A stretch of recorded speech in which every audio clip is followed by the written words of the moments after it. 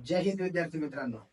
Police भरतीचं अजूनही आपल्याला खरं काय शेड्यूल येणार आहे किंवा काय असणार आहे पुढची प्रक्रिया ही आपल्याला अजूनही माहिती होत नाहीये. त्यामुळे बऱ्याच मुलांमध्ये एक द्विधा मनस्थिती तयार तयार झाली आहे.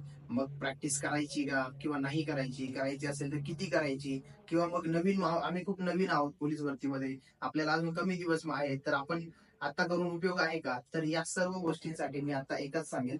आजही आजच्या डेटला जर तुम्ही बघितलं की अजूनपर्यंत गव्हर्नमेंट कडून अशी कुठलीही योजना आपल्याला दिसत नाहीये की लगेचच ग्राउंड घेतील म्हणून आणि किंवा मग भरतीची प्रोसेस सुरू होईल.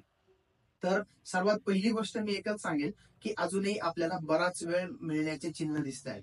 जर तुमची ग्राउंडची अजूनही तयारी नसेल, जर तुमची अभ्यासाची अजूनही तयारी नसेल, तर आपल्या हातात अजून बराच वेळ मिळण्याचे चान्सेस आहेत.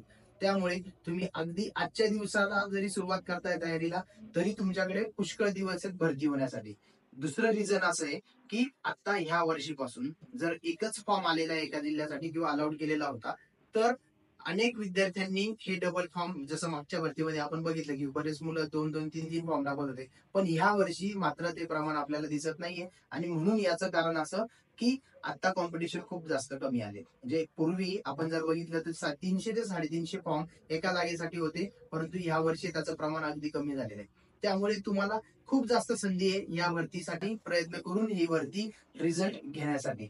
तर मी तुम्हाला एक थोडक्यात एक दिवसभराचं तुमचं काय शेड्यूल असणं गरजेचं आहे ते मी थोडक्यात सांगतो की जेणेकरून आपल्याला भरती होण्यासाठी ते पुष्कळ असणार आहे. तुम्ही काय करा, अगदी आजपासून पहिली गोष्ट, बाकी सर्व कामे बाजूला ठेवून, कोणी जॉब करत असेल, कोणी इतर पार्ट टाइम काहीतरी काम करून जर करत असेल, या सगळ्या गोष्टी थोड्या दिवसासाठी बंद करा. जर तुम्हाला पोस्ट घ्यायचीच असेल तर मी पुन्हा एकदा म्हणजे बऱ्याच वेळा मी विद्यार्थ्यांना व्हिडिओ मार्फत सांगत असतो की एका वेळी एकच काम करा, आपल्याला रिझल्ट मिळणार म्हणजे मिळणार. परंतु आपल्याला पूर्ण एफर्ट्स हे एकाच ठिकाणी द्यावे लागतील. तुमचं मेंटली तुम्ही त्याच जॉबसाठी तयारी करा, फिजिकली सुद्धा तुम्ही त्याच जॉबसाठी तयारी करा. दिवसभरात 24 तासांमध्ये तुम्हाला ह्या जॉबच्या व्यतिरिक्त तुमच्या डोक्यात दुसरा विचार सुद्धा नको, तर आणि तर तुम्हाला रिझल्ट मिळणार आहे. आपण थोडक्यात बघूया रोज काय करणं गरजेचं आहे. रोज सकाळी मला वाटतं तुम्ही 2 तास हे ग्राउंड करणं गरजेचं आहे. 2 तास ग्राउंड करा. आता ग्राउंड करत असताना बरेच लोक हे सेल्फ ग्राउंड करतात. सेल्फ ग्राउंड जर तुम्ही करत असाल तर बरेचसे आता चांगले चांगले कोचेस आहेत की ज्यांचे ऑनलाईन तुम्हाला व्हिडिओज बघायला मिळतात. परंतु जे जे तुम्ही व्हिडिओ बघाल ते व्हिडिओ डेमो दाखवत असतानाच एखादा मुलगा असेल, तो किती दिवसांची तयारी करतोय किंवा किती दिवसानंतर तो व्हिडिओ बनवण्यासाठी तयार होतोय, पहिले त्याचा विचार करा. तो करू शकतो म्हणून आपण केला पाहिजे असं अजिबात गरजेचं नाही. आपली क्षमता ओळखा, आपली तयारी ओळखा आणि त्या पद्धतीनेच तो व्हिडिओ फॉलो करा. दुसरं, जर तुम्ही एखाद्या कोचच्या अंडर प्रॅक्टिस करत असाल, मी वारंवार सांगतो, मी बऱ्याच वेळा सांगितलं व्हिडिओमध्ये, जर तुम्हाला कोचच्या अंडर प्रॅक्टिस करायचं असेल, सर्वात पहिली गोष्ट, तो स्वतः कोच सर्टिफाईड आहे का याचं पहिले तुम्ही चौकशी केली पाहिजे आणि त्यानंतरच व्हेरीफाईड करून तुम्ही त्या माणसाकडे जाणं गरजेचं आहे. आम्ही बऱ्याच वेळा बघतो की संपूर्ण महाराष्ट्रभर जे जे विद्यार्थी पोलीस भरतीची तयारी करत होते, त्यांना स्वतः पोलीस नाही होता आलं म्हणून त्यांनी आता अकॅडमी सुरू केलाय आणि ग्राउंड घेणं त्यांनी सुरुवात करून दिली. मग आपण काय बघतो की कमी पैशाचा कोच आहे, कमी फी घेत आहेत म्हणून आपण त्यांच्याकडे जातोय. पण लक्षात ठेवा विद्यार्थी मित्रांनो, तुमचं आयुष्यभराचं नुकसान फक्त या पैशाकडे बघून होणार आहे. प्रत्येक वेळी ज्या ज्या वेळी तुम्ही कोचकडे जाल, अगोदर त्यांना बघा, ऑब्झर्व करा, त्यांचं सर्टिफाईड आहेत की नाही ते बघा, त्यांचं शिक्षण त्या क्षेत्रातलं काय आहे ते बघा आणि नंतर मग तुम्ही कोचकडे प्रॅक्टिस करा. मग जर चांगल्या कोचकडे तुम्ही प्रॅक्टिस करत असाल तर तुमच्यासाठी हे 2 तास खूप जास्त होणार आहे. तुम्ही फक्त 2 तास जर फिजिकलची तयारी केली तरी तुम्ही भरती होण्यासाठी परिपक्व होणार आहात. यानंतर तुम्ही साधारण 1 तास तुम्हाला आपण पकडूया ग्राउंड नंतर थोडा आराम करायला किंवा ब्रेकफास्ट वगैरे करायला. तर यानंतर मला असं वाटतं की तुम्ही सर्वांनी 3 तास किमान 3 तासासाठी तुम्ही स्टडीकडे लक्ष देणं गरजेचं आहे. स्टडी म्हणजे कुठला, हे लेक्चर्स बद्दल मी बोलतोय. जसं तुम्ही ग्राउंड एखाद्या कोचच्या अंडर करताय तर तसा तुम्ही अभ्यास सुद्धा एका चांगल्या शिक्षकाच्या अंडरच करणं गरजेचं आहे. चांगला शिक्षक बघा ज्याला या क्षेत्राचा अनुभव आहे, ज्याचं त्याच्यामध्ये शिक्षण आहे आणि जो आपल्याला भरती होण्यासाठी मार्क्स तेवढे मिळवून देऊ शकेल असा शिक्षक बघा आणि त्याच्याकडे किमान 3 तास तुम्ही लेक्चर्स कराच. बरेच मुलांना असं वाटतं की मला 2 वर्ष झाले भरतीमध्ये येऊन, 3 वर्ष झाले, आता मला गरज काय लेक्चरची. परंतु गुरुशिवाय ज्ञान नाही असं म्हटलं जातं. म्हणून तुम्ही लेक्चर्स हे कराच अगदी शेवटच्या दिवसापर्यंत. जेव्हा जेव्हा तुम्ही काही चूक करत असाल, तेव्हा तेव्हा तुम्हाला दिशा योग्य दाखवण्याचं काम हे शिक्षक करत असतात. त्यामुळे तुम्ही अजिबात याबद्दल लाईटली घेऊ नका. 3 तास लेक्चर्स करा, मग दीड दीड तासाचं तुम्हाला शेड्यूल बनवता येईल. रोज 2 विषय घ्या. अशा पद्धतीने तुम्ही आठवडाभरात सगळे 4 विषयांची तयारी तुम्ही या 3 तासामध्ये करू शकाल. मग मला असं वाटतं दुपार जर तुम्ही 2 तास ग्राउंड करताय, 3 तास लेक्चर्स करताय, त्यानंतर तुम्ही 2 तास दुपारी रेस्ट करणं गरजेचं आहे. रेस्ट बिंदास करा. रेस्ट म्हणजे काय की चांगला डाएट घ्या आणि त्यानंतर पूर्ण आराम करा, काही हरकत नाही. कारण आपलं शरीर हे मानवी शरीर हे एखादं इंजिन नाहीये की त्याला आपण सारखंच पळवत राहू. जेवढी तुमच्या शरीराला आरामाची गरज आहे, तेवढीच तुमच्या मेंदूला सुद्धा आरामाची गरज आहे. जर आपण शारीरिक थकवा जर 2 तास ग्राउंड करून आपल्याला येत असेल, तर 3 तास लेक्चर केल्यानंतर आपल्याला मानसिक थकवा हा येतोच. आपण माणूस आहोत. त्यामुळे तुम्ही 2 तास पूर्ण पुरेपूर रेस्ट करा आणि तुम्हाला त्यानंतर पुन्हा 3 तास तुम्हाला द्यायचे तुमच्या सेल्फ स्टडीसाठी.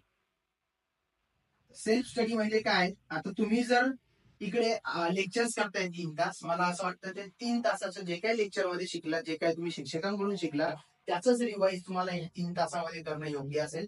कारण एकदा तुम्हाला इथे शिकवलंय, त्याच्यावरतीच दुसऱ्यांदा त्याच दिवशी जर तुम्ही काम केलं, तर तो विषय किंवा तो टॉपिक तुमचा कायमचा डोक्यामध्ये बसणार आहे. त्यामुळे नंतर तुम्हाला अडचण येणार नाहीये.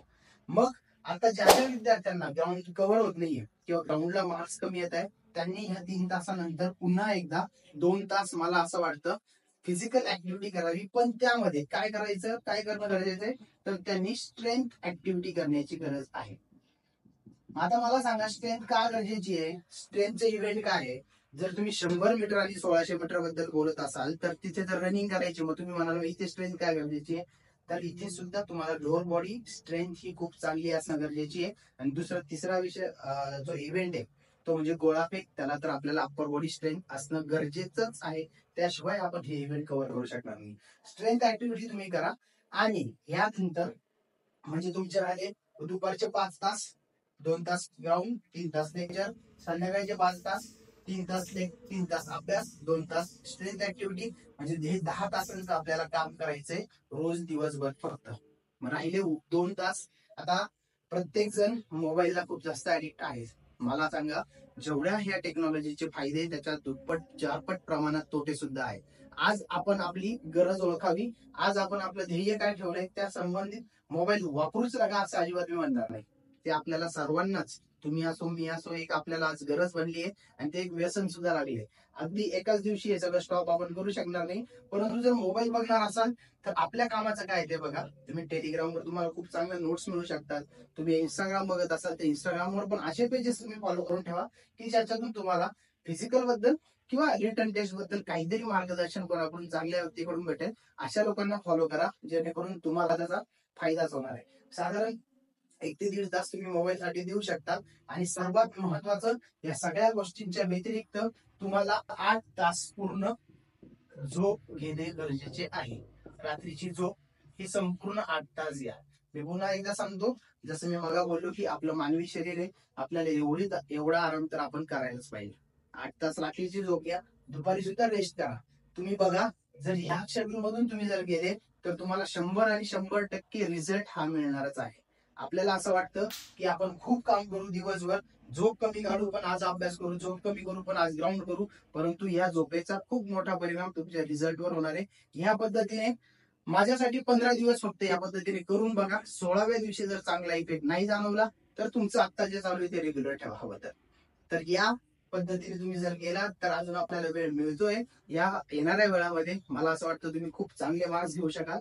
आणि अशा आणि याबद्दल अजून जर तुम्हाला काही डाऊट असतील, तर तुम्ही आपल्या युट्यूब चॅनलला फॉलो करून ठेवा. आणि पर्सनली जरी मेसेज केले तुम्ही कुठल्याही अडचणीसाठी, आम्ही जास्तीत जास्त प्रयत्न करू की तुमच्या ज्या काही समस्या असतील त्याचं निराकरण आमच्याकडून होऊ शकेल. धन्यवाद. जय हिंद.